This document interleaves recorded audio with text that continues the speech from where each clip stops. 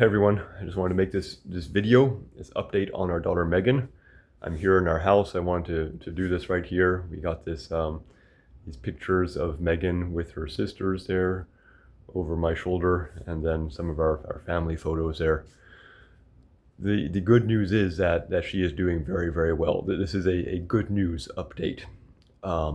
She had her follow-up MRI and doctor visit back in April, and everything was good.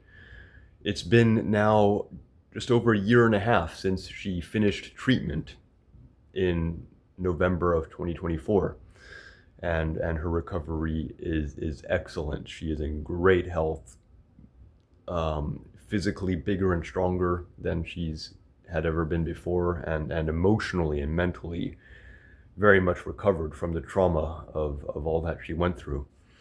There certainly was trauma, and an emotional effect that lasted for a while, but she has healed from those, and for a 16-year-old, I think her outlook on life and her strength is just very impressive, both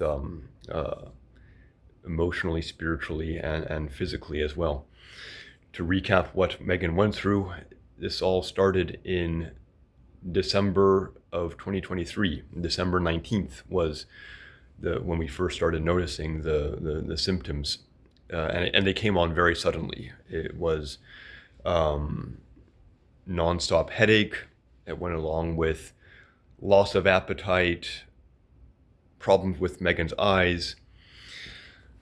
We scrambled a lot trying to find a doctor who could help her, and after several visits to walk-in clinics and emergency rooms, we very thankfully ended up, through the recommendation of friends, with a appointment with a very good pediatrician who was able to say, look, something's seriously wrong with her, and then sent her over to Texas Children's Hospital, where Megan underwent an MRI scan. This was the night of January 2nd to January 3rd in 2024. And Megan was diagnosed with a brain tumor. It was in the suprasellar region. That's where the pituitary gland is, right underneath the brain, where the optic nerves go through. Optic nerves, pituitary gland, and the disruption to her optic nerves and pituitary gland was what was causing so much of the health problems that had just gotten worse and worse very quickly over the 2 weeks between January 19th and her admission to the hospital December 19th of 2023, and her admission to the hospital in January 2nd of 2024. So that diagnosis then was further investigated. There was a biopsy, a small surgery done to biopsy the tumor, and ultimately it was diagnosed as a non-germinomatous germ cell tumor, NGGCT, the specific type being a teratoma that had undergone malignant transformation. So Megan then, even before the final diagnosis came in, the oncologist had a pretty well-informed guess at what it was, and he started chemotherapy on Megan just a few days after she was admitted to the hospital. The chemotherapy, right from the start, started working very well. It was quite amazing to see. Just for anyone who is facing chemotherapy or has a loved one who is facing chemotherapy, just want to share our experience, a brief summary of our experience for information purposes. The chemotherapy was notably effective right away. Megan's vision started to improve. The headaches went away after the first week or so of her time in the hospital. She ended up being in hospital for a full month because of just the damage to her endocrine system and her very ill health. There was a lot of work done by endocrinology professionals to determine what her body needed as far as replacement hormones and steroids, because her pituitary gland was so severely damaged by the tumor. She got out of the hospital end of January, beginning of February. I'm not sure which it was, but went back in, many times more for continued chemotherapy, which ended at the beginning of May. By the beginning of May, her chemotherapy was over.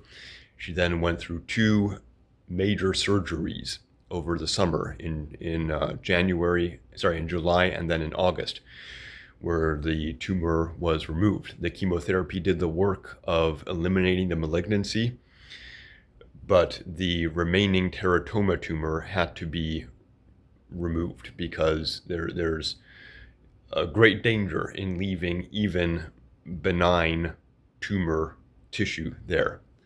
And so that was removed. It was just, the surgeries were amazing. We were just so thankful for how they turned out because of how sensitive that area is, and what the neurosurgeon and ENT specialist had to do in order to make that work out the way it did, which was very successful. After that, Megan went through radiation therapy through October and into November. Of those three therapies, the chemotherapy, the surgeries, and the radiation therapy, it surprised us, but the radiation therapy was the toughest as far as how long it took to recover from that. After chemotherapy, Megan, the pressure taken off her eyes meant that her eyes, thankfully, miraculously started working quite well going into the summer months, June, July. Then she suffered the setback of the surgery, the two surgeries within about 6 weeks of each other in July and August. But she recovered from those, and going into September, October, she was doing very, very well health-wise. Her had gained back so much weight. Her hair was regrowing. Her eyes were working great. The radiation therapy was very tough on her.